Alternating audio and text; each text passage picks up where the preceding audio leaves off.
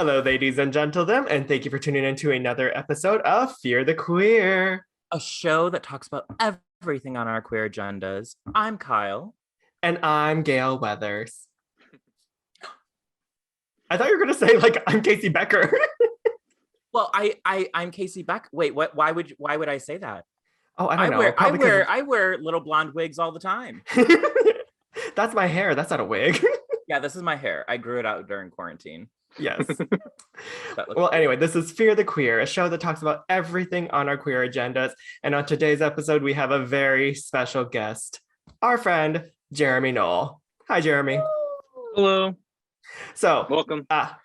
So for today's episode, basically what we wanted to do is talk everything about Scream, because all three of us had just recently seen Scream 5 over the weekends, and we have so much to talk about it. And we decided that Jeremy would be the best guest to be on this podcast because, I mean, look at their background. It's literally the town of Westboro behind him. Yeah. I'm starting to think that Jeremy is Ghostface in the next one. Spoiler alert. Yeah, we already know the spoilers of Scream 6. It's Jeremy Noll. It's Jeremy. And Casey's just ruin it for everybody. All right. Yeah, sorry. But before we get into the heart of our gay agenda tonight, we must talk about our libations. What are we drinking tonight, ladies? Well, you know me. Mm-hmm. I gotta have my Trenta Starbies. Mm-hmm. Oh, you got a whole fresh one now. I got a fresh one. Last episode, I was drinking basically dirty bathwater. This episode, I have a full one because I am more prepared. So that's called growth. I was gonna say, in 2022, Adele has made some huge strides for success here. Yes, I have a large stride now. Yes. Well, I am drinking my Monster Energy drink, not sponsored, because I do need to stay energized throughout this episode here. You're drinking Monster. My name's Kyle, and I'm not even drinking Monster. So I know, garbage. But I mean, I needed to have a little pick me up here. Jeremy, what are you drinking tonight? I am drinking Fistmas from 3 months ago. Oh, I love Fistmas. Mm-hmm. Is that from Revolution? Yes. Oh, yeah. I haven't had that in so long, but I have gotten drunk off of them. Well, that's going to be the goal for tonight. So cheers, queers. Cheers. Clink, clink. Clink, clink. All right. So for our warm-up today, we are going to do another segment of Catch That Queer, which, Kyle? Catch That Queer, which is a segment which we highlight someone in the LGBTQ plus community that has positively affected us in the past, present, or future. And this week we have someone who is part of the LGBTQ plus community. Yes, that's right. We have Jeremy Noll with us. Yes, allegedly part of the queer community here. I'll prove it to you right now. Right. Do it! No. Yeah. Our show is so boring. Please do something. That's the after show. That's the Patreon only. Right. Yeah. I pay for it. Let's do it. Oh my gosh. Should Fear the Queer start an OnlyFans? OnlyFans? Yeah. It'll be a mixture of sex, knowledge, and me eating things. Yeah. All right. So, Jeremy, we must have, well, first, actually, let's give the audience a little bit of background here. So we knew Jeremy through our previous job as bartenders. We've known you for what, 4 years now at this point? Oh, 2017, I feel like December. You both were holiday sweaters. Josh, you had a really thick mustache. Yeah. She's thinned out over the years. Oh, she's the same. It's just the lighting. Oh, yeah. It looks great. Thank you. I remember Kyle and I saw you come in and you were training. I think you were floating or something like that, or bussing tables or something like that. And I remember both of us were just very relieved to know that you were queer. We're like, oh, thank God. But anyway, we have remained friends for so long after this. We've discovered how much you love Scream, to the point where you can recite monologues back to us from each and individual movie. And so we just thought it'd be the perfect time to have you come onto the podcast finally. So thank you for being on here. I have to ask you. It's an honor. Yeah. What was your first memory of watching Scream? Do you remember? Yeah. My little brother showed Scream 2 to me. I saw Scream 2 first. And I'd never seen a scary movie before. I tried to watch Gremlins, but it was too scary for me. And I was like, I know, right? And I was like 12 when I saw Scream 2. It just came out on VHS like that week. And my little brother was like telling me about the last movie, and it was all just lies. He had never seen it. It was all lies. He said Jada Pinkett was in the last one. And so when I saw the first one, I was like, I can't wait to see her origin story. There was no origin story, but no. I do remember I was just traumatized by the opening scene legitimately. And the scene with Cece, I was running up and down the stairs at 12 years old, just terrified. So it had a lasting impression. Of course, the killer at the end was from my favorite TV show. So Roseanne. So at the time, my favorite TV show. But yeah, it was great. I was gonna say, I think it's funny how Cece died by running up and down the stairs, and so you just decided to run up and down the stairs, like to mimic it. Okay. I was a very dramatic little boy. Yeah. Yeah. So that started your love for Scream. Like, or have you always had like a love for Scream, or has it just been like blown out of proportion over the years? I watched the second one, then immediately watched the first one, of course, and then we had to wait a whole year to see 3 because I wasn't even 13 yet, and it was rated R. So when that one came out, I saw. We'll talk about our rankings later, right? Yeah. But when 4 came out, that's when it blew up for me. Just rewatching the movies and falling back in love with them, and seeing that one in theaters like 7 times, and like how many times on YouTube afterwards. That's what really blew it up for me, and that's when I started watching them over and over again and being part of the community. It was really nice. And so Kyle, when did you get your Scream tattoo? Yeah. Can I reveal that? Me? Yeah. Oh yeah, I won this poster because of it a week ago. Did you win because you have a Scream tattoo?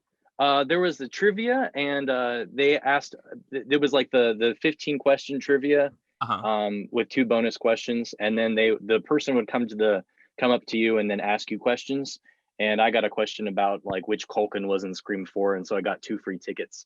But they also said whoever has a tattoo come up and get a prize. It was right afterwards, and I was just like, I just have the buck one, the buck knife tattoo. That's what gave me the poster. What I love about the tattoo, like I love tattoos where, well, I mean, I love tattoos, but I like it when someone's looking and they're like, oh, cute knife tattoo, and they're like, it's from Scream, because I feel like it's such a good like opener. But otherwise it just looks like a knife, like you're like a hard ass. I didn't want to romanticize Ghostface. That's not my jam. And I don't want to get a face of Sidney Prescott, because you know those faces, those face tattoos with like those parents and their kids. I don't want that. I don't want Nev like Campbell on my arm. Yeah, I can't do that. Could you imagine? Now I kind of want, like, I've seen tattoos where it's like Ghostface but with the phone. Yeah. Oh yeah. Those are kind of cute. Yeah, like I like that. Like, and I like the Scream franchise, but you guys clearly love especially you, Jeremy, and Josh. I mean, honestly, I hadn't seen all of them. When was it? Like 2018, Josh? And I remember distinctly that you're just like, I was like, do you like Scream? And you're just like, yeah, I think I liked it. I was just like, yeah. I was like, I think we need to rewatch all of these. Yeah, no, and then we did, and I feel like, again, we'll talk about our rankings, but I definitely think that it has reignited that they're all great, even the fantastic bad one. Yeah, truth. You know, like they're all good movies. So I know that y'all love Scream, and I got some Scream trivia that I didn't know. You guys probably know. Did you make up these questions? No. Well, that will be remains to be seen. So I have 5 true or false questions. And because we are not an official game show yet, you can just shout out true or false. Okay. And I'll let you know. There's only 5 of them, so you have a 50% chance of getting. Is it like who says it first is who got it correct, or it doesn't matter? Or do you want to just like? Do you want to say buzz? Give me a butt or stab. That's what you say. Yell stab if you know the answer. Okay. Let's do this. Okay. First question. The use of caller ID increased more than threefold after the release of Scream 1. Stab. Yes, True. that is correct. We have a point Oh, for Jeremy. Isn't that wild? that is wild. I didn't know this. Oh, maybe I won't be that. I sat here all confidently to be like, oh shit. Question 2. Even though Drew Barrymore was only in the beginning of the film, she still stayed on during the rest of filming. Ooh. Yeah, Yes, that is false. that's correct. Do you know you know how long she stayed on for? The days that she was there, she was shooting. She was there. No, she was able to film her scenes, or her scene rather, in 5 days. And it was filmed at the very beginning. Like they filmed her first, and then they filmed the rest of the movie. I just wow. Okay, cool. So question 3. Joaquin Phoenix turned down the role of Billy Loomis. Stab. Yes. False. I'm sorry. It's true. It's true. Joaquin Phoenix. I don't know if I would like him in that role, to be honest. You know, he's a handsome guy, but I do think he's almost too creepy. I was gonna say, you would know he's the killer immediately. Right. Yeah, like true. he's a handsome, good actor, but you're like, oh, Yeah. he's the bad guy. These are Right. Okay, good so you questions. guys are tied. Thank you. I won't reveal my sources. IMDb. I said I won't reveal my sources, Josh. It may or may not be IMDb. Don't they seem like IMDb questions though? Like trivia questions? Like I think 3 or 4 of them are IMDb. Yeah, okay. So the third or fourth question. Oh my goodness. This is a good one. When Casey's parents return home to find something wrong, her father tells her mother, go to the Mackenzies, which is exactly what Laurie, Jamie Lee Curtis, tells Lindsay, Kyle Richards, and Tommy, Brian Andrews in Halloween. Stab. Yes. True. Yeah, very much. That is true. Drive down to the Mackenzies. Isn't that fun? Yeah. I love that. Part of the reason I love the Scream movies is they are very referential to other horror films. And it's just so little tidbits like that. Love it. Well, someone is named after I think like in Scream 5, her character's name is Sam Carpenter. Mm-hmm. And after John. Yeah, love it. Okay. And the police officers in Scream 2 are Andrews and Richards. From the yes. kids. Yeah. Oh. See, that's Jeremy good. knows it all. That's good. Yeah. So all right. So you have one up, I guess. Either it's going to be a tie, or Jeremy will take home the ghost face trophy. Okay. Okay. Is it real? I get a real trophy? You know, maybe. You can add it to your collection. Hours, anything's possible. So last question, and this one's more of just like a bit of gossip about the movie. Sweet. So it's a dating question. Rose McGowan and Matthew Lillard dated in real life after filming.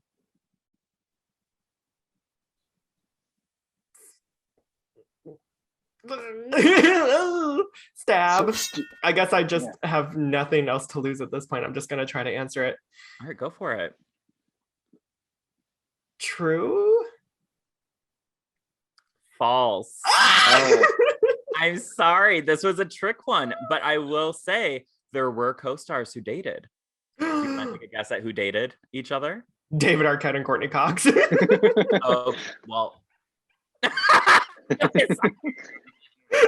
I mean, just a rumor. I don't know.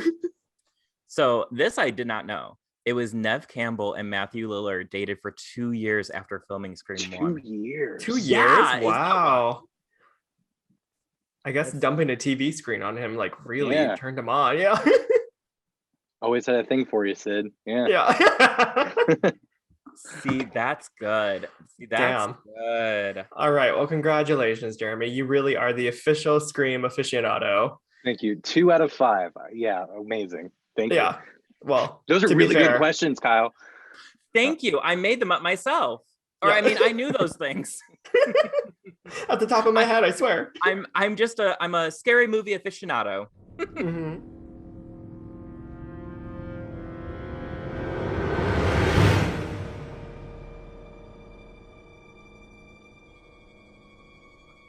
And now to get to the heart of our queer agendas, we are still just talking all about the Scream movies, the Scream franchise, the Scream characters, the Scream deaths, basically everything of why we love these franchises so much here. Like I said before, we're going to go through the ranking. No, actually, we're going to go through each individual movie and talk about our thoughts and our hot opinions about everything here. Now, granted, we do like to talk a lot, so I'm going to try to monitor the time frame here.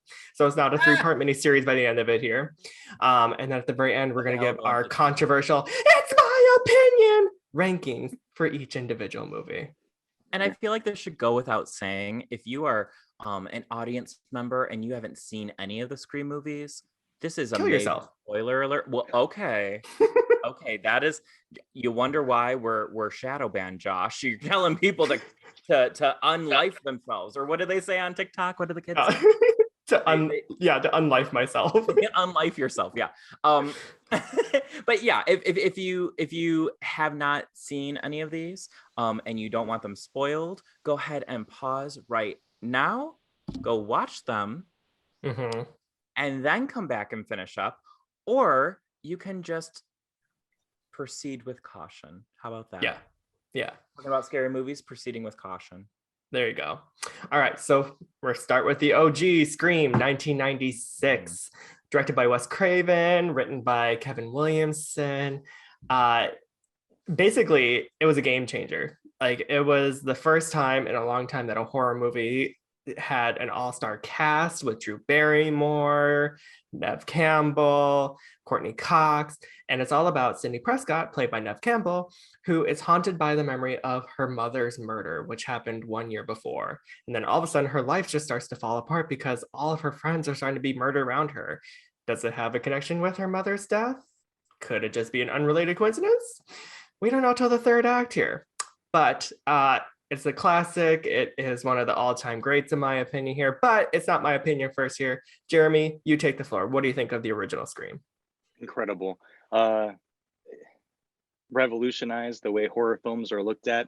Everything's been said already. I love the movie a lot. Neve Campbell, Courtney Cox, David Arquette, they really introduced something wonderful there.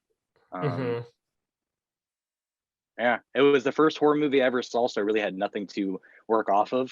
So I hadn't seen like the Freddy Krueger movies, hadn't seen Halloween, hadn't seen Jason. So it was a it's a great perspective to have when you had never seen a horror movie before and you're watching a horror movie that is spoofing other horror movies, or at least referencing them.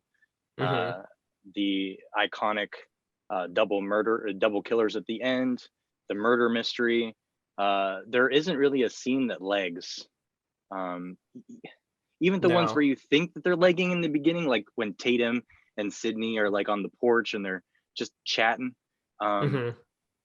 It's so good. It just shows like how good of a friend Tatum is, and how Sidney is finally ready to open up. Every scene has a meaning. It builds up to something great.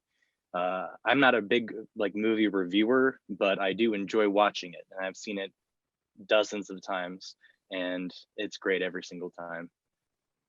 Yeah.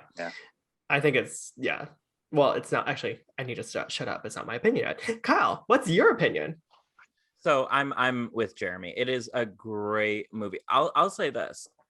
Funny enough, and don't hate me, but I had seen the Scary Movie 1 and 2, I think, before seeing Scream. And I never thought they were that funny because I was like, I don't get it. And then I watched Scream and I was like, oh, I'm just a dumb bitch.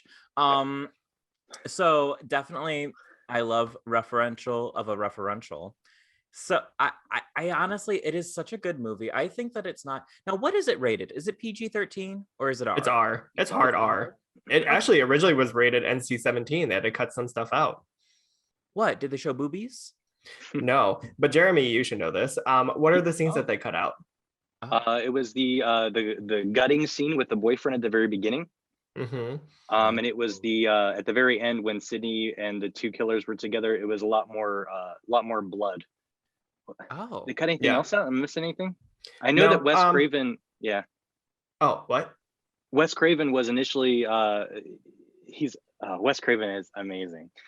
He had with Drew Barrymore with the scene. The producers, who will remain nameless, didn't like it, Mm-hmm. and they thought it was too gory. But Wes Craven would just say that he only had one take of this scene for several of the scenes, and got away with it. Maybe that was the second one or the fourth one. One of them. No, it was the first I'm pretty one. sure It was the first one. Yeah. Because it was you did miss one, but it's the part where the parents see Casey hanging from the tree. Yeah. And originally, like, it was like a really slow-mo build of like you just staring at Casey just hanging from the tree and just her being dead and bloody and stuff like that. And the unnamed producers were just like, well, you have to reshoot it. And he's like, well, I don't have any. So they came up with a compromise that they sped it up just a little bit. But in that little bit of time frame here, that's what got it from an NC-17 to an R rating, because it was just so shocking to see Drew Barrymore hanging dead from a tree at that time. I bet. It's wild. Because in my head, the reason I ask about ratings is if I was a parent, I know, scary, but if I was a parent, I would feel very comfortable showing my kids, especially the first one and the second one. Like, maybe that's just me being desensitized to like everything. But if you were like 10 years old, I'd be like, oh, you're good. And maybe it's because they are so referential to other films that it feels like, yeah, they're stabbing people and people are dying, but they're not. It doesn't. Don't come for me. It doesn't feel wrong. Like, I'm just kind of like, you know what I mean? Like, it's you can tell it's a movie. Right. Does that make sense? Yeah. Well, I feel like that's part of the charm of like Scream and like the deaths and stuff like that. Like, even when people die, it's poking fun at itself. You know what I mean? Like, Right. she like when like they like, was it Sidney who made the comment? It was just like some dumb bitch who runs up the stairs without trying to run out the front door, and then 2 seconds later she runs up the stairs, and stuff like that. So like, yeah, I get it. It's like, because it like pokes fun at itself so much, I think it like lessens the blow of like the actual murders. Right. Where like I watch something that's like any of the Saws or Human Centipede, and I'm just like, oh heavens, I would not show my children that. That is not appropriate. We're showing Scream. Scream is what's on the menu for Friday night movie night. Okay. Scream is the family-friendly, appropriate like horror movie to watch. Okay. That's a good question. Is Scream a family friend? Like, would you watch that with your family? Absolutely. 1000%. Because like, I feel like I could watch it with my parents or with like younger relatives and not be like, I don't know about this. Like, it's not that bad, right? No, because one thing that I like about it is because it's self-referential, and because like people live in a world that like movies happen, like they know of The Shining, they know of Carrie, they know of like all these movies that you just named off here. You're also kind of like watching reality TV too, in a way, like in a sense, because it's just like these are real people who know about the real world, and they're just kind of like going about their day-to-day business. It just so happens that they're being killed off one by one. And so to me, it's like kind of like, I don't know, like watching like a reality TV show, because it's like people know what you know, if that makes sense. They know of pop culture, they know of the world that we live in. So I guess that's to say, Josh, Jeremy and I both like Scream. Do you like the first Scream? I love the first Scream. Oh my God. I actually think it's funny too, because one of my other favorite movies is actually Scary Movie. And it's just because it parodies Scream like scene by scene. And I laugh so hysterically in that movie. Like every scene.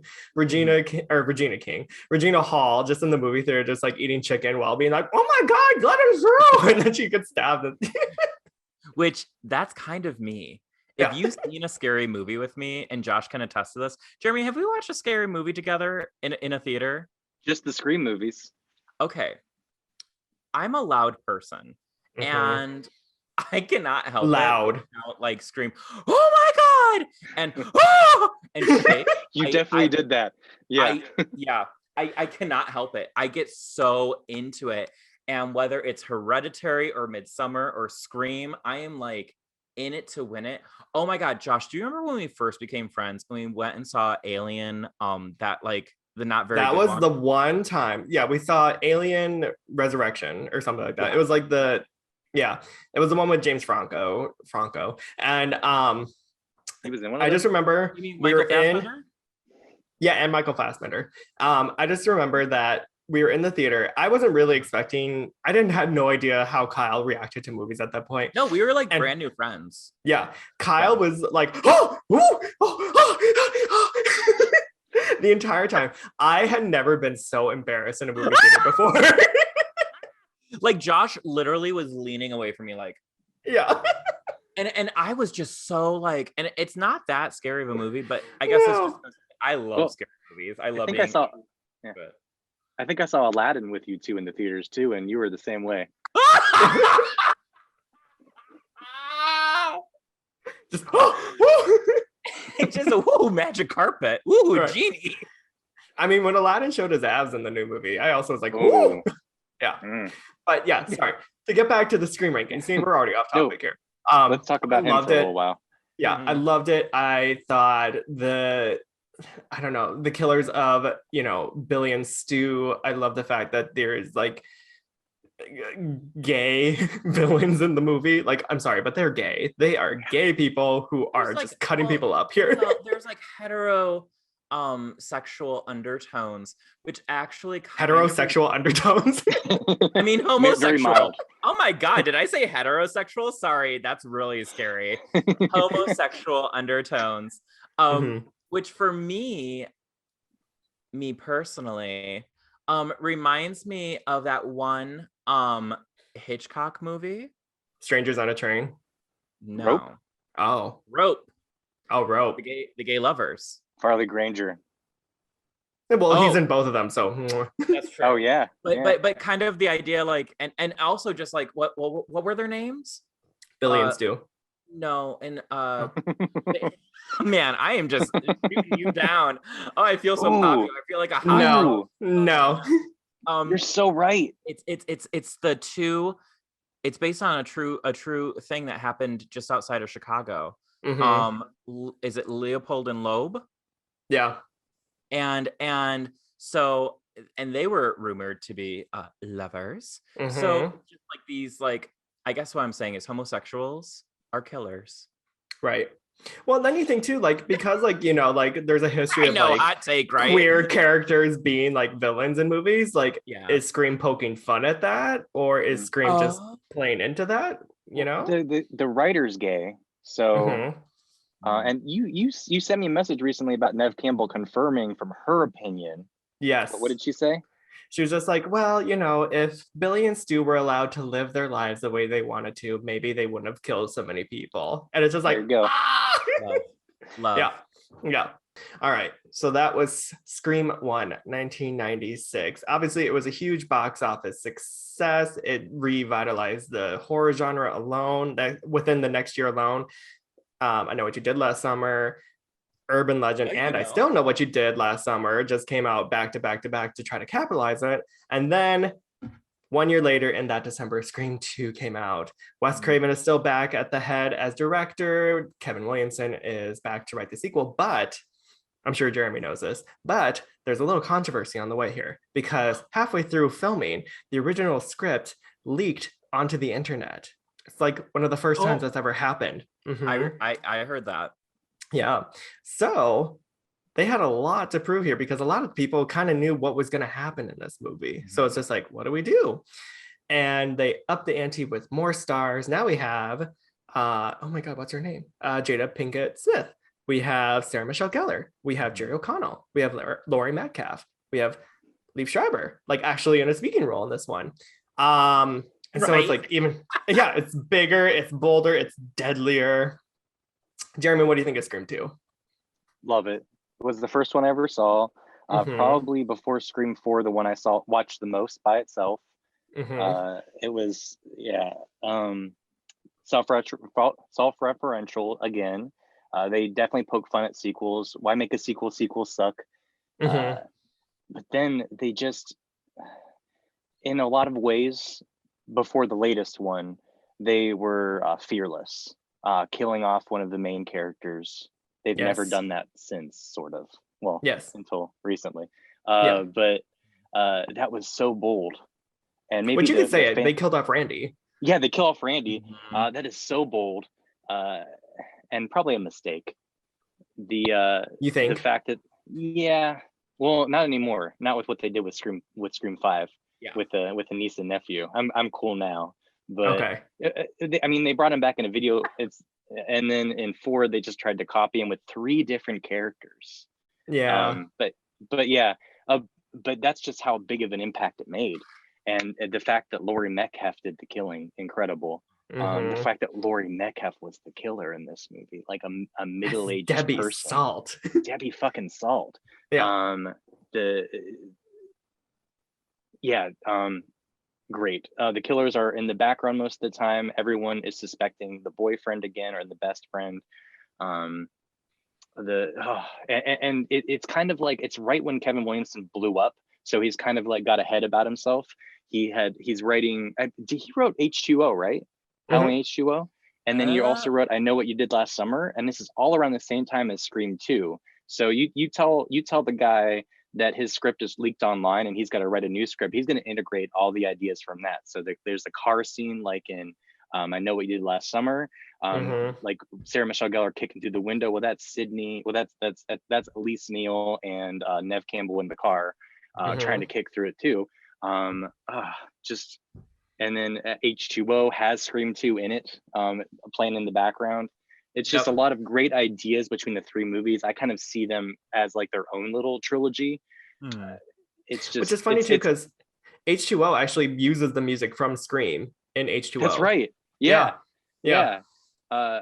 It's great. It's just so recycled. And I normally people will be like, well, that's lazy, but really I just see it as Kevin Williamson at his peak, when he was finally able to introduce all the ideas that he could introduce, knowing that he didn't have to cut back, because he didn't have to sell the script to anybody. Everyone was like ready to just, And you talk about the original script with can I talk about that for a second? Yeah, of course, please. Sweet. The original script was Elise Neal and Jerry McConnell were the killers.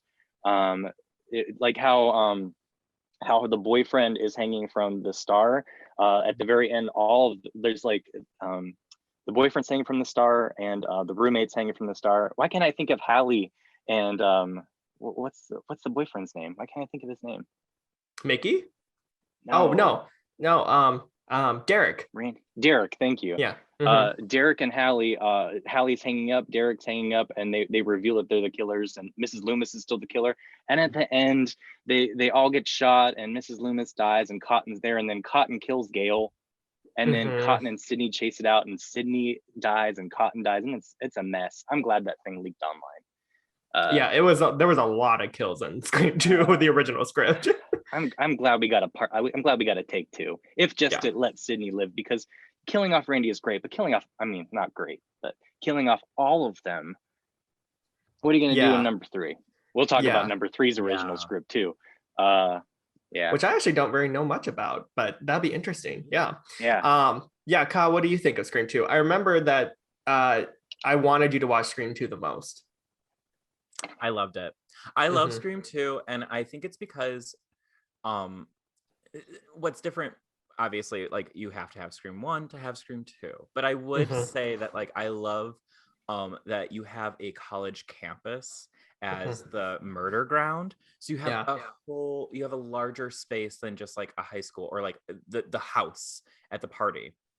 I don't know why, I just love the end when they're in the theater department and they're on the stage.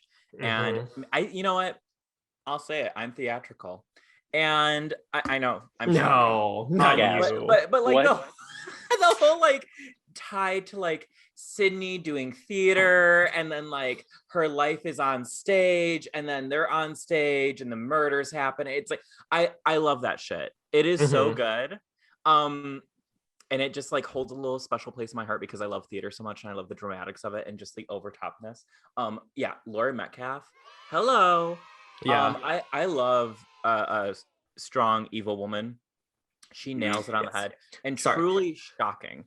Sorry, I forgot to mention, for people who may not know what we're talking about here, Laurie Metcalf plays a reporter named Debbie Salt, and she kind of like lingers in the background throughout the entire movie because she knows that there are more like killings going on, and she's just like, I don't know what's happening, like, oh my god, this is crazy. And then it's revealed that she's actually the killer because she is not just Debbie Salt, she's also Billy Loomis's mother from Scream 1, and she's back for good old revenge against Sidney. So sorry, I love a revenge. And Thank you, that's great. Important. Yeah, yeah. She's great too because you have a character who is the foil to Gal Weathers. And so you have a little bit that friction there with like two strong women who are just trying to be reporters and do their thing. Yeah, it is. I like it. I'll tell you, I'll let you know where I rank it later, but those are some of the reasons I really enjoy that one. Yes. Josh, what about you? I agree.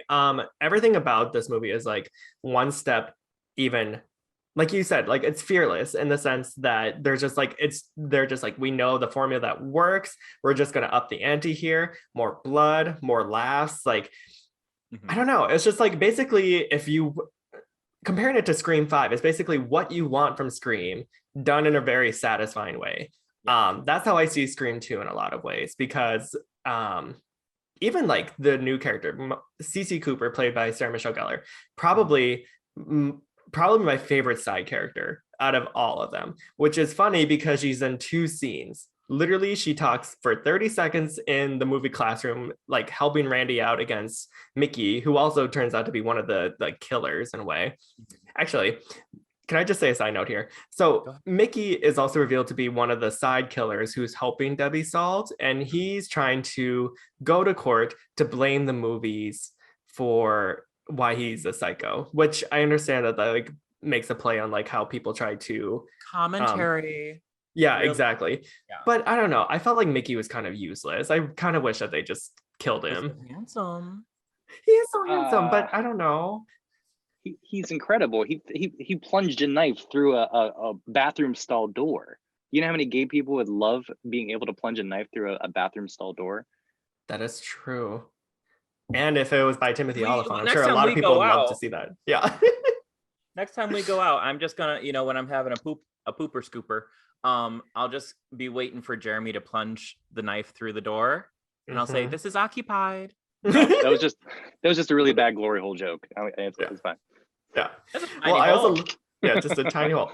I don't know. I love Scream 2. I love the fact that yes, they're at Windsor College in Ohio, which by the way, like in what world would 2 California kids want to go to a college in Ohio? Like, truth. I'm from Ohio. Yeah. I don't know anybody from California. Right.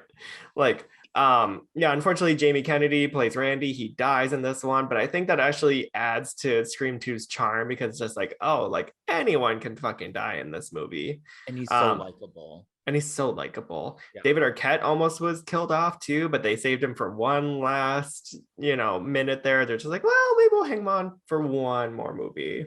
But we won't give our official ranking till later here. All right, but we are moving on to Scream 3 now.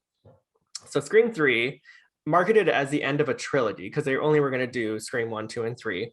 At this point, Kevin Williamson is no longer attached to writing the scripts anymore because he, like Jeremy said, he was so big and busy at that point. He's just like, I don't really feel like it. But instead, they got Aaron Kruger to write the script for Scream 3. This time, we have moved past Windsor College. Everyone moved back to California, and it's getting to the point now where Scream is referencing itself, which, by the way, sorry, major plot point that we forgot about here. In Scream 2, another thing that I love about it is the fact that a plot point in it is that they made a movie about what the events happened in Scream called Stab. Ha ha ha ha. But I love the fact that, Tori Spelling, David Arquette, not David Arquette, David Schwimmer as Officer Dewey. So at this point, we're at the series where Stab is now a franchise, and they're making movies about that at Sidney's expense here. Sidney is off in the woods, hiding and pretending to be a name Karen or something like that. Meanwhile, on the Hollywood set, everyone's being kicked off one by one by Ghostface, who is wanting to make their own movie production out of it here. Jeremy, what are your thoughts on Scream 3? Because I feel like this one's a big one for us. Yeah. She's Laura, by the way. Oh, Laura, I'm sorry. Of course you would know. Sorry. Scream 3 is great. It was the first one I got to see. There was a real buildup around it. I remember watching Neve Campbell on MTV. What like the summertime thing when they're all in Florida. She was doing interviews. Spring break. Spring break. Yeah. That's what it was. Never participated. Neve Campbell's there and they're like fielding questions to her, and one of the big questions was, "Do billions still come back from the dead?"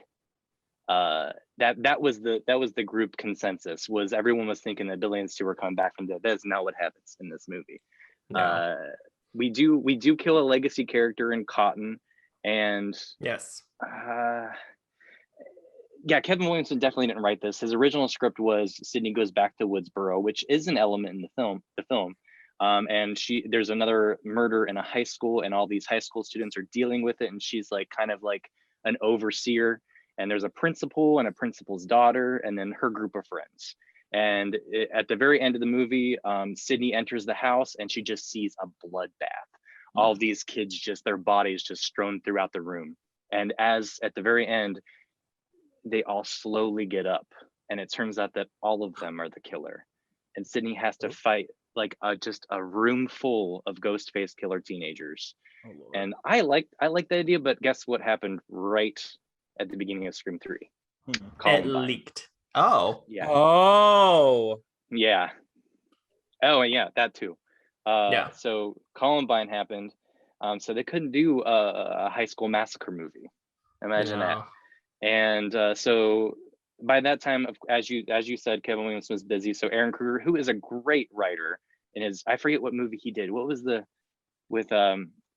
what's the name of the Toy Story 2 character? Jessie. What's her name? IRL. Oh, Joan Cusack. Joan Cusack. I'm ashamed that I didn't remember that. There's like a movie with Joan Cusack playing a terrorist. It was fucking amazing. And Aaron Kruger wrote that. And there's like this scene with her, and she and the girlfriend is the grocery store, and Joan Cusack is like, she just reveals that she's crazy and then kills the woman. Oh, I'm sorry, not okay, so tangent over. I didn't know that. Tangent over. Oh, it's Scream fine. 3. Oh, keep going. Yeah. Scream 3 is great. It's some would say on people's rankings, it's either at the top or it's at the bottom. It's very polarizing. A lot of people, exactly, polarizing. It's Parker Posey is incredible. Story of her murder. You're obsessed with her, and you're obsessed with her daughter. All right, easy, Geraldo. Absolutely makes this film. Without Parker Posey, it wouldn't be that great. But it is good. It has a mystery to solve. It has memorable characters. It has a fantastic cast. Emily Mortimer, underutilized, was the original killer. That's another. I'm sure you know about this script too, where it was Emily Mortimer and what's his name? Roman. They were the Scott Foley. Scott Foley. They were the killers at the very end, and it was like in this whole incestual thing where he was like attracted to his sister. So the studio cut that up, but they didn't really take away her role as being like probably the killer throughout the movie, and that kind of really hurts it. It makes everyone a red herring, and it kind of overshadows the red herring versus the character development. But it's a great story. Neve Campbell is incredible. She really it's the movie is kind of fun all the way up till Parker Posey dies, and then it just cuts to Sidney being at the house, and then we're in it, and she's sick of the killer at this point, and that continues on with the sequel. She's done with all this. She just wants to get it over with and move on. She knows she's gonna survive, and she knows she's gonna kick ass. Let's get this over with. And she says, what does she say? I've heard this shit before. You know why you kill people, Roman? Do you? Because you choose to. There is no one else to blame. Why don't you take some fucking responsibility? So many people need to hear that shit. Take responsibility for your shit. It's beautiful. I love that movie. Felt very pointed. What? Felt very pointed towards someone here. I don't know. Maybe You need to take care of your stuff. Yeah. All right. Take care of your shit, Kyle. Scream 3 could have been better, but I wouldn't change it for the world. It's great. Okay. No, I well, Kyle, what do you think? Because I feel like this is gonna be a little different. Well, with Scream 3, it is not okay. So I didn't know all like the changing of the writers and stuff like that. Which now makes a lot of sense because I always felt like Scream 3 feels very disconnected for me from the rest of the overarching story. You know, even going into the fourth and the fifth one. So it just feels kind of random. As a movie, it's a good movie. It's a good horror film. I totally agree. Parker Posey is like the best part of the movie. And it's worth watching just for her performance. She's so wacky. Again, anyone who's kind of playing like because it's like Scream 1, you had Gail, who was kind of already a character. Scream 2, you have Debbie Salt, who is kind of like playing a version of Gail. And then you literally have Parker Posey's character playing Gail Weathers. Yeah, in a movie. So it's like you always have I always like those characters. I think it's like really funny because it's just great. But as a film, in the grand scheme of Scream, it's just not my favorite because it does feel very disconnected from the others. That being said, I totally agree. I think it's really well acted. It is really well cast. And as like a horror film, it is scary. You know, it feels very like you go from, you know, Westboro and Westboro. What did I say? Westboro? Who's that? It's the Baptist church. Yeah. Oh my God! Wait, this is the second week in a row that I'm just saying the wrong things. First, I said Sidney Poitier. Yeah, and now it's the Westboro Baptist Church against Sidney Prescott. Wait, what is it? It's Woodsboro. Woodsboro, not Westboro. My God. Woodsboro. Instead of GodHatesFags.com, it's GodHatesSydney.com. It's just Ghostface holding a sign that says God hates fags. Yeah. Oh my God. Oh my God. So the Westboro Baptist Church is after Sidney Prescott. Yeah. No, but so you go from like a small town to a place in Ohio, which is still like a campus. So it's still like a contained environment, I guess, to Hollywood. And it just feels like the stakes get a little bit larger.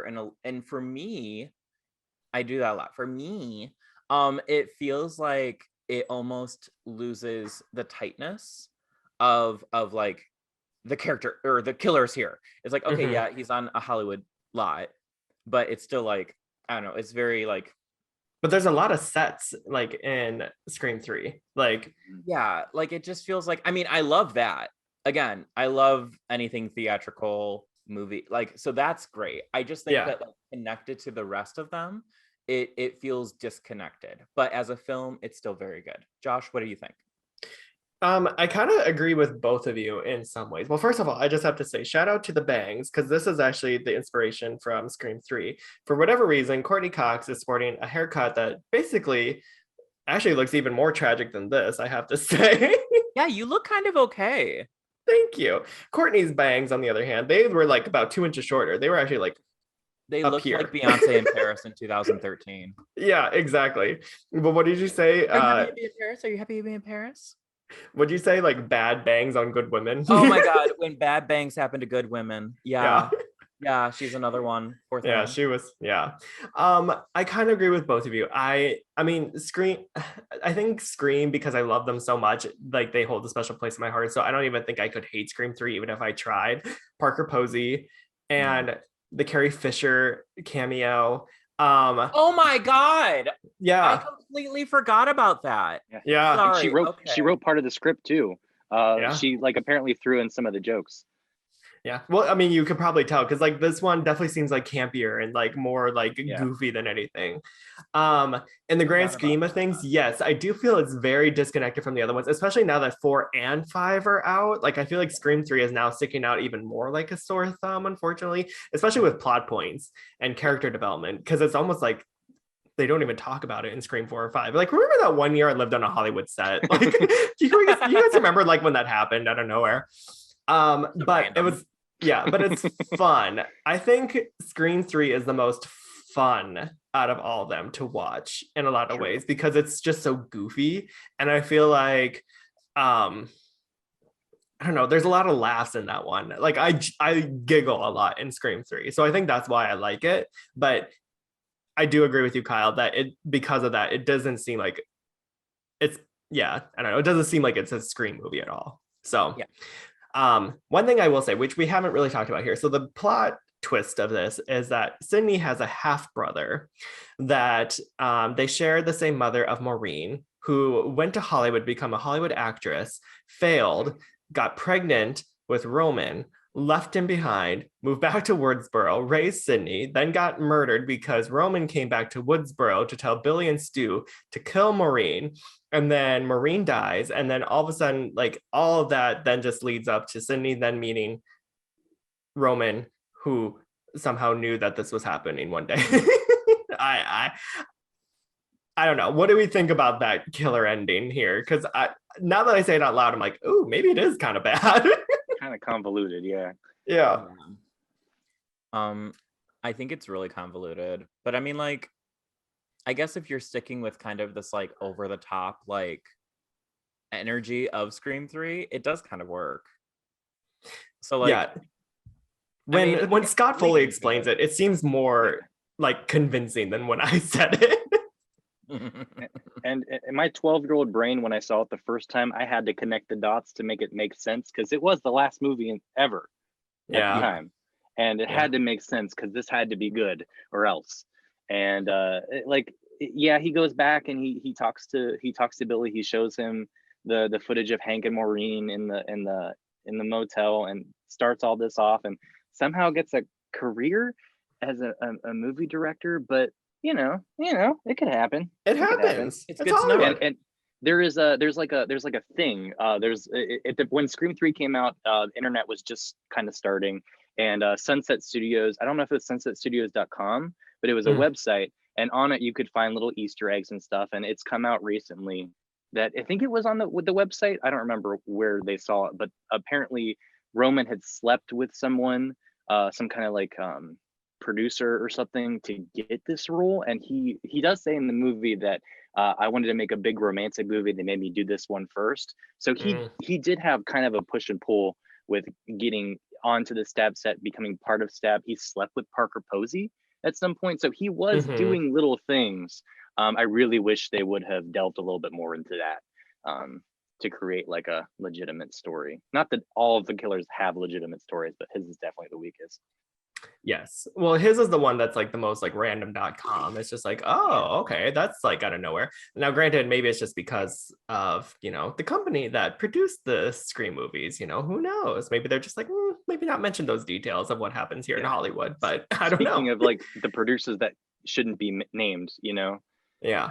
I wonder what they were thinking as they were watching those plot points. Because Maureen, unfortunately, was as like, she was raped. By these producers, and that because you're going through the house and you see all these like two-way mirrors and all these secret entrances and you're like, oh, cool, and then you really think about it. That's so sad. Very topical nowadays, though. I was gonna say, I mean, it's aged well because it's certainly like it's still relevant to this day of what happens here. Unfortunately. Now speaking of aging well, because this tends to be a debate with this next movie here, we're talking about Scream 4 here. Okay, so flash forward 10 years, the Scream franchise was technically supposed to be done with here, but now we got to an age where movies are being remade left and right here. We have a remake of Halloween, a remake of Psycho, a remake of literally every other classic movie under the sun that has now been made into a really cheap, poorly made movie just for, fast cash here. So then they're just like, why not reboot Scream 4? That'd be a good point here. We now have Sidney, who is doing much better. She is a writer now, and she's writing about her journey coming out of the darkness, as she says. And the killer is back in Woodsboro. And the whole point of the movie is that it's trying to remake the first movie. So we have character stereotypes that kind of like reflect from the original movie. We have Jill, her cousin, who's now the new Sidney. We have Hayden Panettiere as oh my god, Kirby. I almost forgot her name. Oh my god. Kirby, come on. Yeah, Kirby, sorry. And Dewey and Gail are just living happy little lives as, you know, sheriff of Woodsboro and his, well, unsettled wife who just really wants to get back into the business here. There's a lot of references to the first Stab movie in this one versus the first Scream movie. So it's kind of interesting that it's now starting to poke fun of like the world within Scream. Jeremy, what do you think of Scream 4? Scream 4. I've probably seen this movie more than all the rest. Really? Maybe even combined. Wow. Yeah, I saw it in theaters opening night. I just remember all the gays in the crowd were screaming every time Gail was on screen. And when she was about to, when she was about to die in the barn, it was pandemonium. That's the one thing I remember from that night. But seeing the movie, first of all, we never thought we'd get a fourth one. Right. Never. No. It's like Nev Campbell, Courtney Cox, they both said that they weren't going to do another one. The only reason they did it is because Wes signed on. At the time, Kevin Williamson was going to write. No offense, David Arquette's going to sign up to all of them. Yeah, he's not doing much. Yeah. Well, yeah. But yeah, every single character from the movies has a doppelganger. Some of them incorporate several people, like the kid with the camera, Robbie is kind of like Kenny, is kind of like, because you got a camera, right, is kind of like Randy is kind of like Stu, Kirby kind of like Sidney, but more like Tatum. We got, you said Jill, everyone's got a doppelganger, and Allison Brie is Courtney Cox. Yep. It's just, it was so cool at the time to see what it would look like in that era. And just seeing Sidney back on screen, and again, she just, now in Scream 1, she is a victim, and she slowly realizes that she's not anymore. In Scream 2, she is the first person to know that this is happening again. All of her friends are all like, no, it's not, and she's like, it's happening again. We have to deal with this. 3, she's tired, she's done, she's out. By 4, she's moved on. She is calm, she's cool with her life. She has, I quote, people she cares about, she focuses on them, and the rest work out. And and she, again, it's Sidney's story, and I really enjoyed it, and I really loved how they kind of, it was like, don't fuck with the original. All the amazing, like the only survivors were the original cast plus Judy, who was kind of there in Woodsboro, but literally everyone else dies. All of the kids die. They're all so smart. Oh, one of them lives, according to Scream 5. According to one of them. Yeah. That's, did you know that, Kyle? No. Wait, what? Ooh, we'll talk about that. Yeah, we'll say that so that way we can get your genuine reaction. What? Well, okay. We'll talk about it then. But But in the original script, I don't know if you know this. I'm always going to talk about the original script. Yeah, of course. That Kevin Williamson wrote. It was everything normal up to the very end when Jill stabs Sidney, and Jill comes out, and it's the very end of the movie, and Jill survives, and someone runs out of the house and says, "She's alive," and it turns out that Jill got away with it for the sequel. So so Jill goes to college as the killer, and a new killer is stalking Jill, because the new killer knows that Jill was the killer in the last movie. And Kirby would have survived, or Nev Campbell would have survived, or both of them would have survived, but maybe not remembered it. I don't know. It was kind of a mess, but it was such a cool concept that the killer would have survived and moved on to the next one. Yeah, exactly. And then the repercussions of her actions, and Emma Roberts would have killed it. A lot of people say that her performance at the end wasn't great, but it really has grown on me. What? And people were saying that it was bad acting, but it wasn't. No, I mean, it's camp. It is. Yeah, she knows. It was before she she blew up in the horror scene too. So right, that's true. But I love the movie. I watched it 7 times in theaters, watched it a bunch of times on YouTube afterwards. Yeah. Sorry, I wish I could talk about Scream 4 for hours, honestly. So I'm trying to hold myself back a little bit. No, Aaron please. Kruger wrote a little bit of it too. Uh-huh. Popped back in to do it. Did a much better job because I'm sure he heard the backlash over the last 11 years after that. Oh, I'm sure. And then I think Wes Craven wrote the final scene because they had to rewrite it because those producers didn't like how Emma Roberts had survived at the end and wanted Sidney to win at the end. And that's great. I like the ending. Sure. And I really love that Wes Craven wrote it. Yes. According to him, that he wrote it. So okay. Yeah. I know that after I stop talking that I want to say so much more, but I'm gonna stop myself. No, it's okay, because we'll integrate what Kyle's thinking with them, what I'm thinking, then we can all just go back to it here. Okay, Kyle, what do you think of Scream 4? I'll share. Yeah, I mean, like, I'm like rethinking in my head my rankings. When I first saw Scream 4, I liked it. The more I think about it, the more I'm like, did I like it? But that's just me comparing it to the earlier ones. But I think, and now with Scream 5, this is a hard one because I thought I came into this. I'll be honest, I came into the show knowing my rankings, and now you don't. Wow. I've changed. There's 2 that I'm not sure where they land. Okay. But and 4 is one of them. I like 4. I shout out to Michigan because they filmed parts of it in Michigan. So that was kind of cool when I first saw it. I was like, I recognize that. I know where that is. Yeah. So that was kind of cool. You just see Kyle in the background, I'm just like, what's your favorite scary movie? You need a new Casey Becker? I'm here. Yeah, you need a new Casey Becker. They're like, ma'am, please get off the set. And I'm just like, that wasn't a no. Yeah.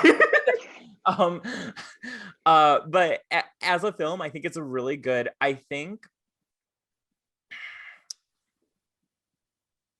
because I agree, it does connect to the first really well, and it has like the doppelgangers too, or like, you know what I mean? Like you said, Jeremy. So I hadn't thought about that necessarily. I had kind of like, I guess, not considered that. And for that reason, now I'm confused. But that's nothing new here. Yeah. Yeah, I mean, like, it is good. I think that Kirby is a great character. I think that Jill is a great character. I think that knowing that there was a different ending where Sidney didn't make it out, and then you have I'm intrigued by that. I will say I'm happy they didn't kill off Sidney. Yeah, that would have ruined it for me. Don't do that. Like any of these, if are they going to make anything after Scream 5? I mean, it probably is going to happen with how well it's doing right now. It made as much as Scream 4 made domestic this weekend. Yeah, this weekend alone. Yeah. Yeah. Wow. Yeah. Well, but that's Rio's fault. We'll talk about that some other time. Yeah. Rio. Everyone. Yeah. Go ahead. Yeah, I do. Oh, everyone under 18 went to go see Scream 4 by buying tickets for Rio and sneaking into Scream 4. So they lost that whole demographic. Bird movie. Yeah. The Rio effect. So Rio did really well at the box office, basically. Really good, yeah. Oh my god! Well, birds of a feather see movies together. That's why I didn't know that. Yeah. That is so funny. The more you know. I just have to say, I love Scream 4. Like, I'm gonna die on this hill here. I think Scream 4 is a great installment here. I actually go back and forth of which sequel I like the most here.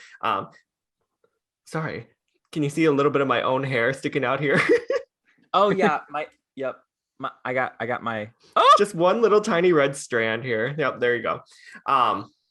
No, Scream 4 is, I don't know, I think it's so underrated in so many ways here. Yes, I do think that what you were saying, that with how everyone has a doppelganger and like the sense of remakes, I thought it was really fun to freshen up that way. I also feel like this was also in 2011 where like social media is really kind of taking off here, when you can actually frame the narrative of how you want to present these stories and stuff like that. And that's basically what they were trying to do. They're just like, I'm remaking Stab, but I'm going to make myself look like the victim in this situation here. And I will do whatever it takes to become a star. And I mean, if Wes Craven did write the ending, I think it has aged beautifully, where we all know that Jill's the killer and she's dead at this point here. But the news cycle hasn't caught on to that yet here. Yeah. And so all the reporters are still like, Jill, such a brave young woman who is going to be known around the world as this great hero, and her like mangled dead body from the defibrillator is just like, like no one I could just do it think, like him. yeah, I just think it's so great. I think it's such a great commentary about how we have been able to, you know, create our own fame out of everything. And who would have thought that someone would have like taken it a step further by like making it about murder and killing your friends, and that's how you become a huge star in this world. So I think it's great, and I think it's a little underrated. And I also have really good memories with it because yeah, please. Just if Fear the Queer becomes a one-woman show, it's because Kyle has taken some notes from Jill Prescott here. Yeah. I also have to say too, it came out on my birthday. It came out on April 15th. And so I went to it on my birthday, and it was probably one of the best birthday presents I've ever had for myself. So thank you, Wes Craven. May you rest in peace. So he did it for you. That's great. Exactly. Oh, also, I think probably my personal favorite opening, besides the original Scream where Casey dies, but I love the fact that it's Stab 6 into Stab 7 into the two girls in Woodsboro watching both of them at the same time. I just thought that was so clever. What was your favorite of the 3 intros? Oh, out of the 3 intros, probably Stab 6. I think Lucy Lucy's intro beginning was really cute. Though I do like Kristen Bell's and the fact that like she just randomly just tells Anna Paquin to just shut the fuck up and just stabs her in the stomach. Yes. We've all been me there. Yeah, it's like it's how me and Kyle watch movies. It's fine. Yeah. All right. So now we finally got to another 10 years have gone by here. The legacy of Scream has now escalated tenfold here. I mean, Kyle alone has watched all 4 of them within like 2 months at that point. Yeah. And now we get to Scream 5 here. Though, unfortunately, this is the first time that Wes Craven is not directing because he passed away in 2015. R.I.P. What? I'm just kidding. I'm sorry. Beg pardon. So he would love that though. He would love that you said that. So yeah, but we have a new Scream directed by Matt Bettinelli, and then Tyler Gillett, and then it was written by James Vanderbilt and Guy Busick. Like these names just seem like generator names. Like they're just like Guy Busick. He does diners, drive-ins, and dives.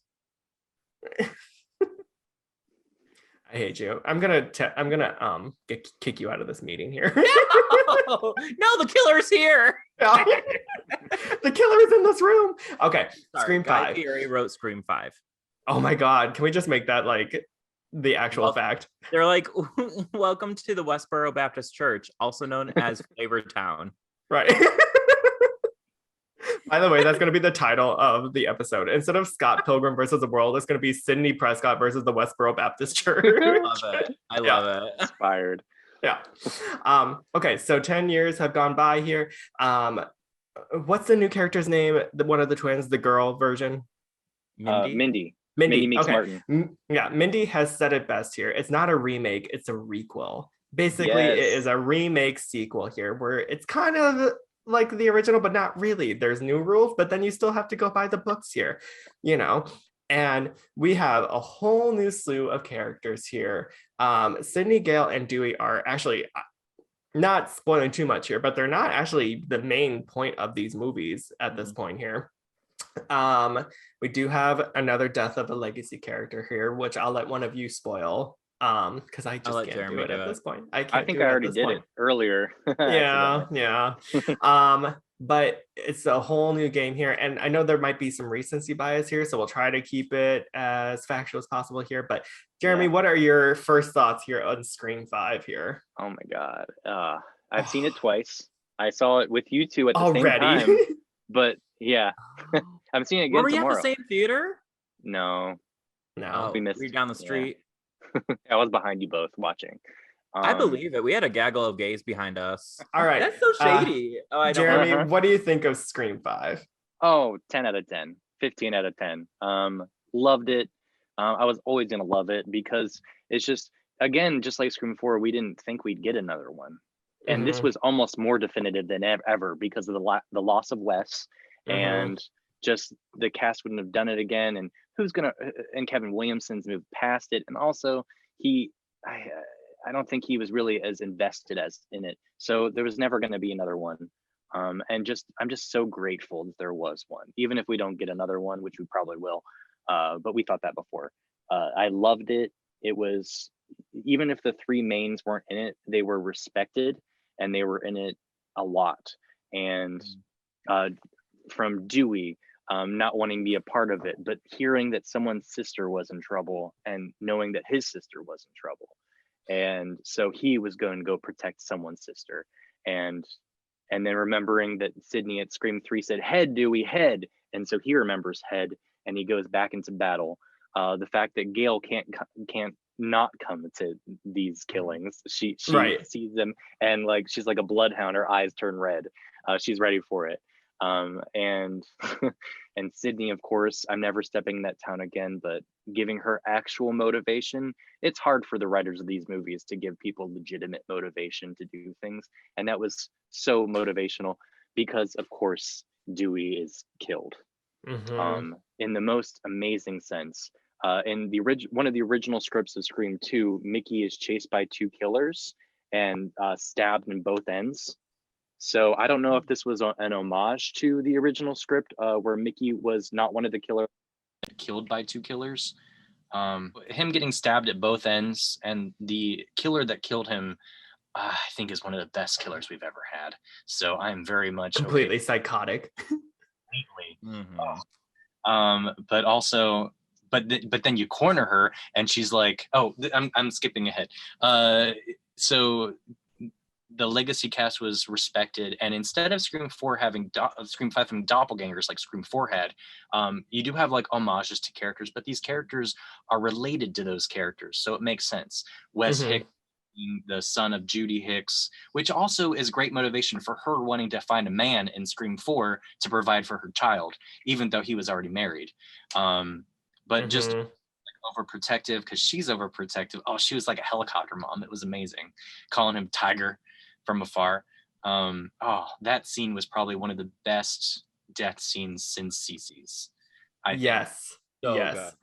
Judy Hicks' death scene and spoiler, Wes Hicks' death scene was like, that one was like, oh my God. Yeah. The knife. It was a lot. I liked it. The feeling This movie is like the most brutal out of all of them. True. Yeah. So good.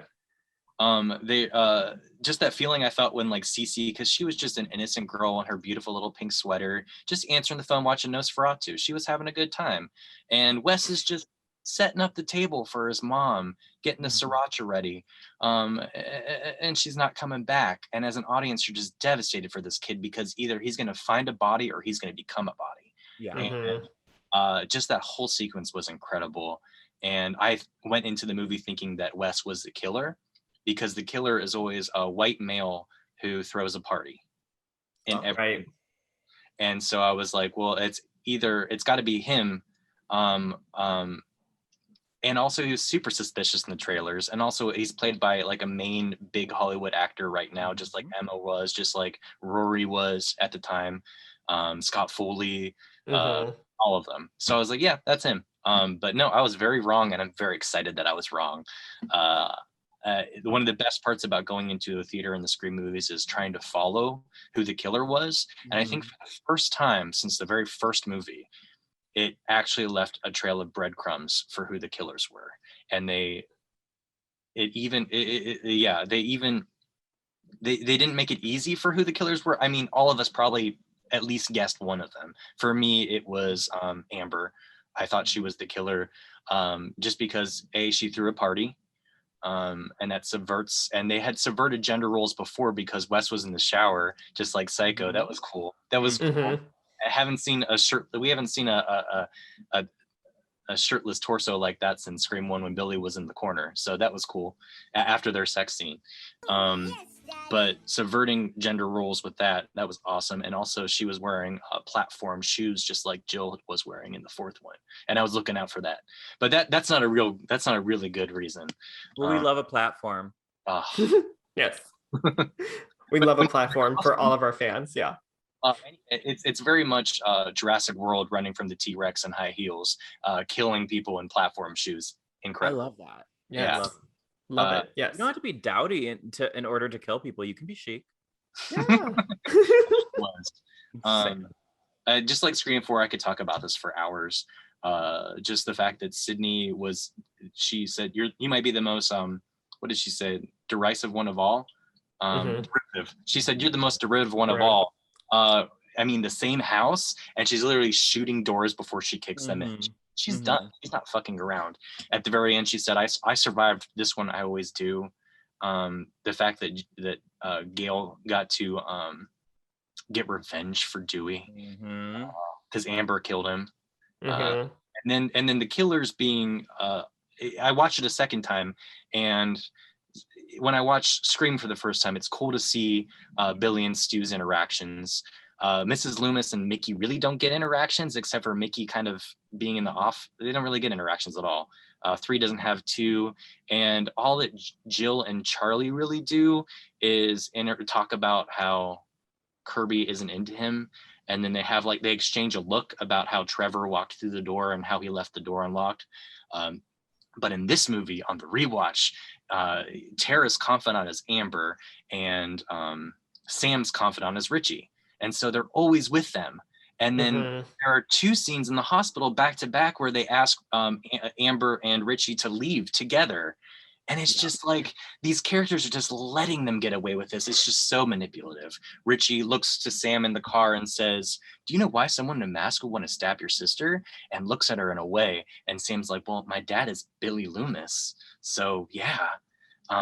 Just watching it all the way through, seeing their little interactions, it just feels so legitimate. And at the very end, with Richie just being like a whiny fucking fanboy, and Amber going from playing victim to playing killer whenever she is like in charge of the situation, like whenever, and she's like, when Gail and her are fighting, you killed my best friend and he died like a pussy, and like, oh fuck, so good. Yeah.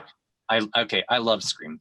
I love Scream, and like Kyle said, I'm having a really hard time even now figuring out where to place certain ones, just thinking about them. Oh, I know. That's my thought. That I could ramble for hours. That's my thoughts. Those are my thoughts. No, it's okay. I love these. I love your stream of consciousness here, because it's basically everything that I agree with. Kyle, what do you think of Scream? Well, I guess it's just called Scream, but Scream 5. Yeah. So, it was the most fun I've had seeing a movie in a really long time. Like the energy was just right.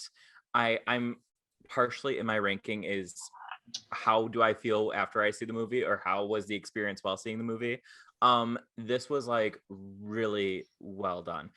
I love, what do they call it? What does Mindy call it? Not a requel.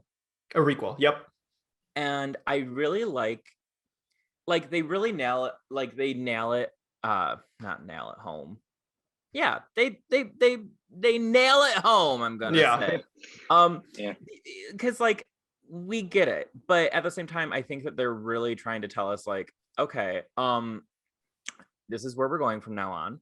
I liked that, and what's funny is like you mentioned how they do like respect the legacy characters of Dewey, Gal, and Sidney. But they really aren't in it that much. Yet you still feel like their presence is there because they are talked about so much. And I think that's something that I really enjoyed, because I feel like, I don't know why with Scream 4, they are there. But for some reason, Scream 5, them not even being there, but being talked about so much and having the focus be more on these new characters being presented, and having connections to the older characters, felt like they were bigger parts of the overarching narrative than they were in the actual film. I I kind of thought that Amber was going to be the killer. And this is so weird. But the reason why was because like when after, what is the sister's name? Not Sam, but what's the little girl's name? Tara. Oh, that's right. Because it's terrible what happened to her. Yeah. So yeah. that poor thing. When all the teenagers are sitting out like on the park benches, and Amber like says something really like rude, like she's just kind of mean, and I was like, she's the killer. Was it the bruises to Chad? Saying you got bruises on your arm to Chad? Yes. Yeah. I was like, she probably did it because I feel like if you are a killer, you're gonna have those like little moments to try to get people off your tail. And it made sense because she was so connected, and also she was like in the beginning, so it was like she had to have been in on it. I just didn't know who the other character was. Yeah, like brush her hair. Yeah, so I really enjoyed Scream 5. I think that it, or just Scream. I think it exceeded my expectations. I went in with a pretty good feeling of that I would enjoy it. I didn't realize how much I enjoyed it. I think until like the credits started rolling, and I was like, that was really fun. Holy fuck, that was good. That was really good.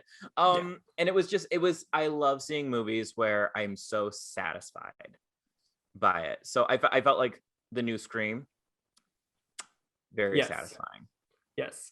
We have been hungry for like a new Scream movie for so long at that point, and it was like the comfort meal that you really, really wanted at that point here. I mean, and at this point, Kyle, I will have to say, like, I know, like I said, that I had secondhand embarrassment of watching Alien with you, but now I cannot see a horror movie without you. Like, I just can't, because I need you there. Those jump to scares amp me up. me. Yeah. They were good. It's funny because I've also been thinking about my rankings and where I've had things, and I'll just kind of spoil my ranking a little bit here. It's weird because Scream 5 has affected my views on Scream 4, because there's a lot of similarities between the two of them. You know, it's like new characters, new legacy, new blah, blah, blah. And maybe it's just me, but I feel like Scream 5 kind of pulled off a lot of things that Scream 4 couldn't do at the time. You know, in the sense that like the new characters in Scream, like the newest one here, you actually have characters, you actually have character development, you have plot points, you have like people that you're rooting for here. In Scream 4, you kind of do, but then they keep getting killed off, so you're just like, well, why bother caring about them at this point here, you know? It's funny, there's so many like good jokes about like, you know, like when what's her face, the main girl at the end, when Sidney in Scream 4 is just like, don't fuck with the original, and then she says, don't fuck with a serial killer's daughter, and then just takes a knife and stabs him in the mouth. You're just like, incredible. Yeah.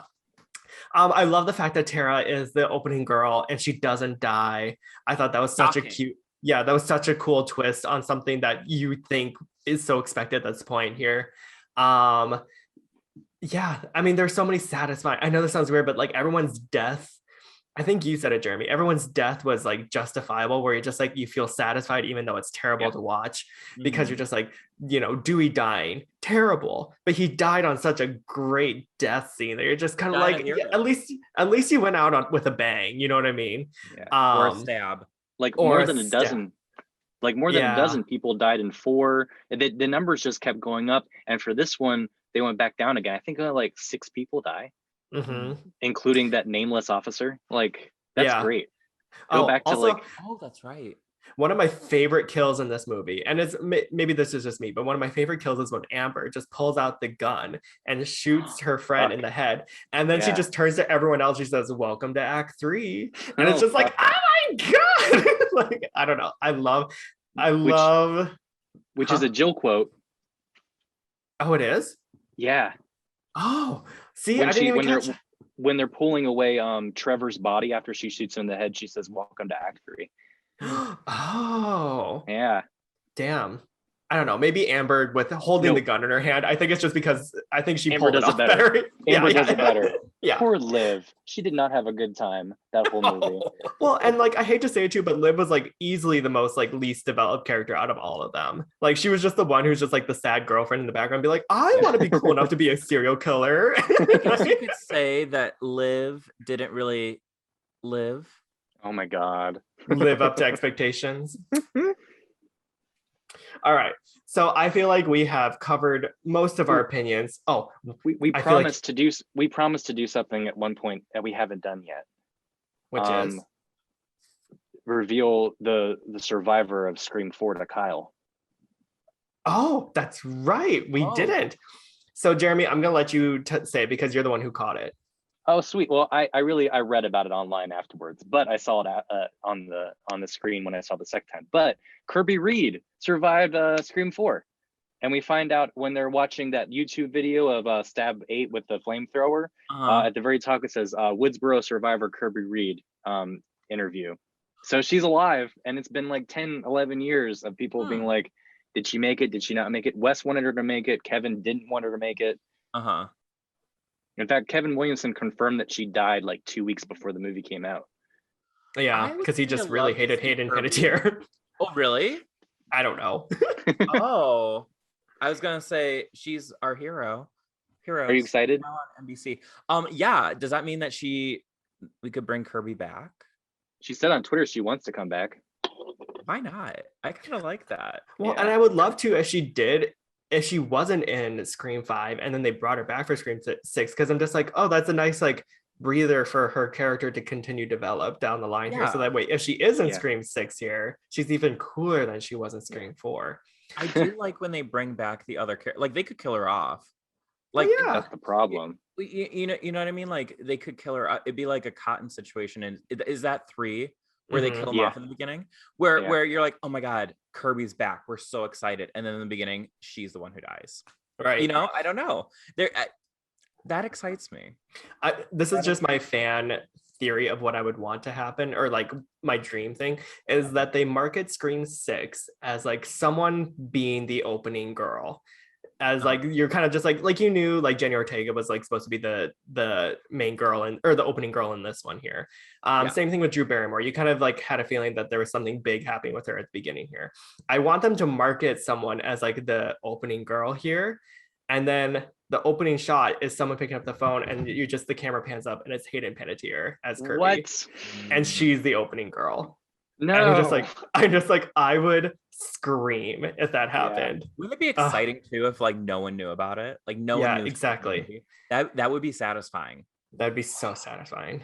See, but that's the thing too. What I love about this new Scream 2 is that it is ultimately at the end of the day fan fiction, and it's just fan fiction that has been accumulated over the years. Yeah, of like people of what they want from the Scream movies, and we got it. Which is ironic because in Scream 5 they talk about like how it's what the fans want, and for me, take a shot every time I say for me. I felt like it satisfied something in me that Scream 4 didn't quite get there for me. I don't know what it was. I really don't. I don't know. It tickled my fancy. Yeah. I think I know my rankings now. Okay. Well, should we do them then? Should we do our rankings? Let's get into it. Should we just each go around and what should we do? Yeah. Jeremy, well, we'll just go like what we normally do. Jeremy, you go first. Kyle, you go second. I'll go third. Okay. Am I just gonna like number them off, or? Okay. In 5th place, what would you put? Scream 3. Okay. What would you put in 4th place? This seems sacrilegious, but Scream 2. Well, you know, it's your opinion. Gail, Gail Weathers, are you still there? It was number 1 for a while, honestly, before Scream 4 came out, number 1. But now, just because all the other ones are just so good. And also that whole singing scene with Derek, I just can't watch it. Yeah, that one is a weird moment. Okay, well, that's your opinion. You're entitled to. And that Mickey's gone for a third of the movie, but yeah. Yeah. Okay. Sorry. What's your number 3 then? Oh, this is where it gets hard. Yeah. This was my number 1 for a long time too, for like a decade. 4. Okay. Scream 4. Scream 4. That's crazy because you love Scream 4. Yeah. I love Scream 4. Yeah. All right. What's your number 2? Actually, what's your number 2? Scream 5. Scream 2022. Yeah. Okay. So that means it just, So OG is your number 1? Oh, of course. there are times when I just say that I want that Scream 4 was my favorite, or that Scream 2 was my favorite, but there wouldn't be a Scream 4 or Scream 2 without Scream. They're both just taking elements from that movie. It's just, as much as they're great homages, I just care about the lore of Sidney Prescott.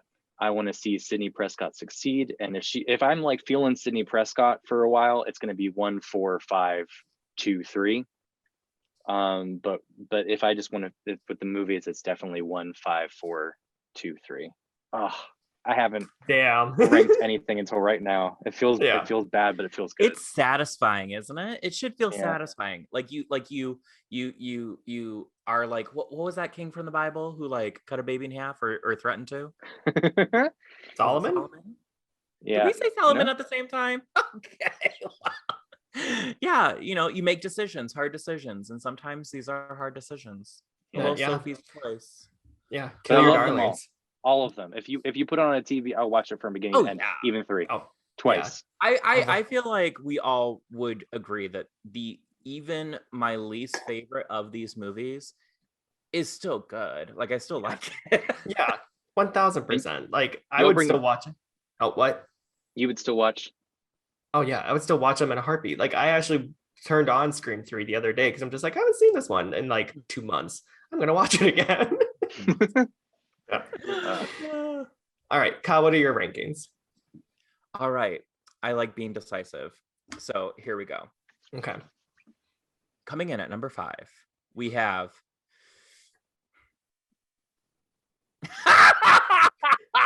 I like being decisive. I know. Well, you know what? Scream 4. I'm sorry. Okay. Scream 4 is coming in at number 5. Coming in at number 4 is Scream 3. Okay. So these two were very hard for me. They went back and forth, but I'll tell you this. I forgot that Carrie Fisher was in Scream 3. You mentioned it, and it instantly bumped it up past Scream 4. That's fair. That's very fair. That I completely forgot about that. It's coming in at number 3. I'm gonna have to say the 5th one. I really enjoyed it. I had a really good number 2. Coming in at number 2, it's gonna be the original Scream. And coming in at number 1 for me is going to be Scream 2. And totally agree. You got to have the first one in order to have the other ones. But it's just like personal preference. I just really like the second one a lot. Yeah. So, all right, Josh, what is your Scream rankings? Okay. So this is also going to be hard because as we're talking about it, I'm just like, ooh, Well, I didn't switch them around, but it's going to be harder to like actually justify it. So number 5 is Scream 3, unfortunately. I'm so sorry, Scream 3 here. We do love you, but just not as much as the other ones here. If it was Sophie's choice and we had like DVD copies of all of our children in our hands, Scream 3 would be the one I would give up immediately. I'm so sorry, but a few months ago, I just found out what Sophie's Choice, like, because I found out what that was about. And I was like, I was using that in situations that was uncalled for. like you're at a Baskin Robbins, and I'm like, oh, it's a real Sophie's Choice. Like, God, lock me up. Meanwhile, an actual mom is right next to you, and she's just like, fuck you. He's like, I had to choose between my children, and now only one of them gets ice cream. Yeah. I'm so sorry. No, it's so funny. So sorry. Anyways, your I wish someone had never told you, because you should have kept that going. That's right. I'm just like, it's the real Sophie's Choice. All right, coming in number 4, because this is hard for me, but it's Scream 4. And I love that one, but I actually think it's because number 3 is Scream 2022. Like, watching Scream 2022 makes me realize that Scream 4 does have a few things that aren't the greatest about it. As much as I love it, it's just like, there's some things that just don't work in this movie. So yeah, and coming to number 2 is also the original Scream, 1996, and my number 1 is also Scream 2. And it's only because I own Scream 2 on DVD before I own Scream 1 on DVD. So I watched Scream 2 a lot more And so it just, has a special place in my heart. Are you saying Yes, I am saying, Adele.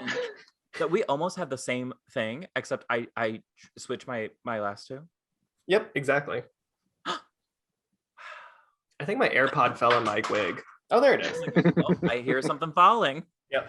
I'm glad we all have different rankings, though. That's good. Yes. I was going to say, the fact that all of us have opinions about some of these is, I like that. All right. Well, thank you so much for coming on this long conversation about Scream, but I could go on for 12 more hours if I could. This was so refreshing. Thank you, Jeremy, for coming on, because I feel like you know probably more about Scream than anyone I know, and Josh, you are the second person to know the most about Scream than anyone that I know. So this was I learned some things, and it makes me want to rewatch them. Like the other night, I think it was Saturday night, Scream 2, I was like on in the background, and I was like, I do love this movie, don't I? Mm-hmm. It's just, they are so satisfying, and they're family friendly, so everyone get your families together and take your kids to see Scream 2. Take them to go watch Scream 2 together. I think this last one, I think the only thing that the bad that happened, as I said, a few of the F words. Oh, not a knife going through someone's throat and going out the other side at all. I have to ask you this question. What did you both think when Judy said that she prefers animated films and musicals? Screamed. Oh, I giggled so hard. Yeah, I thought about you too right away. Much. I thought that line was so funny, and I prefer animated films and musicals. I loved it. And let me tell you, when she, goes out for sushi and then her son's about to get killed, and then she gets killed, I turned to Josh and I said, those poor people at the sushi restaurant are going, where's Judy? She got 3 spicy tuna rolls and she's not even coming. Oh my God. Someone refrigerate the Philadelphia rolls. They're like calling her. Yeah. Oh they're like leaving angry voicemails. Yeah. they're like, on, Judy. Hi. What's her name? Is it Captain Judy? Lieutenant Judy? Sheriff Judy. Judy. Judy. They're like, Sheriff Judy never came and picked up her sushi. Is she gonna pay for this shit? And they're like, Sheriff Judy's dead. Scream 6 is just gonna be through the eyes of everyone working in the sushi restaurant. The aftermath of the death of Judy Hicks. Right? They're just like, we have to create a sushi roll named after Judy. The Judy roll. The Judy roll. Oh, that's so cute. Roll. Yeah. Oh, okay. One other side note here. Scream 5, the hot Asian officer. Whoo! Is he gonna be back for 6?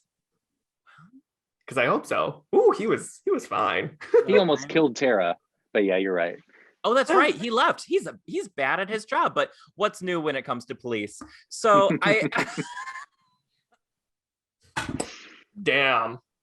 All right, Jeremy, where can people find you on social media if they'd like to do a follow here?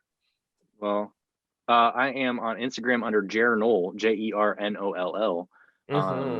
But don't look for me. It's creepy. Oh. Yeah, after we just did a definitive ranking of like horror movies where people get stalked and murdered. Yeah. Well, people have to find you somewhere besides Grindr. Yeah. I'm there too, under the name Jer. You can find me in Roscoe Village. Wait. Chicago. You say your name is Jer Bear? Just Jer, no. Oh. I'm gonna change mine to Jer Bear. People be like, oh my God, is your name Jeremy? And I'm like, sure. Okay, why hasn't Grindr been like featured in Scream more? Like where it's just like the killer is like 20 feet away, 10 feet away, 5 feet away. This is Fear the Queer. We had a queer character in Scream 5 for the first time. Yes, finally. That wasn't Billy or Stu. Yeah. Or the detective, whichever one was Don't Ask, Don't Tell. Oh yeah. Yeah. But we got a real like Mindy was making out with someone on a couch.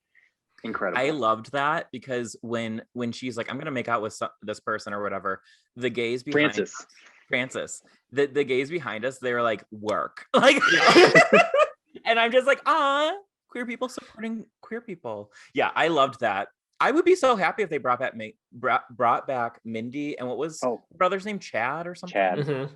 Was it They're really? untouchable. They're untouchable now. They're perfect. Yeah. Yes. Like I was like, okay, new generation. I like them. And if they're the stars of the new generation, like, so good. And being Randy's niece and nephew, loved that too. Oh, and we didn't even mention Heather Mazzarato shows up in Scream 5. Oh my God, it was so good. She was like, okay. Oh, all the suspects are together. Oh, yeah. She's great. I love her. She's so great. Okay, sorry, we have gone on for way too long here. Kyle, where can people find us on social media here? You can find us at Fear the Queer Podcast on Instagram and Facebook. I've been on Facebook a little bit more because, I'm getting older and that's where older people go. And I've noticed that we're actually getting quite a few likes on Facebook. So come through, people finding us on Facebook. Yeah. As long as you're not incels, we love you. So come be our friends. I love when be our guests. Be our guests. Yeah. So you can find us on Facebook and Instagram at Fear the Queer Podcast. You can also find us on Spotify, SoundCloud, and Apple Podcast at Fear the Queer Podcast. And if you want to get in touch with us, Josh, what should they do? They should slide right into our DMs on Instagram. Though maybe you might slide into the DMs on Facebook because apparently Kyle is reading them more. But what you should not do is try to email us here because who answers emails these days here? We also forgot to mention that we're also on the YouTube at Miss Kylie.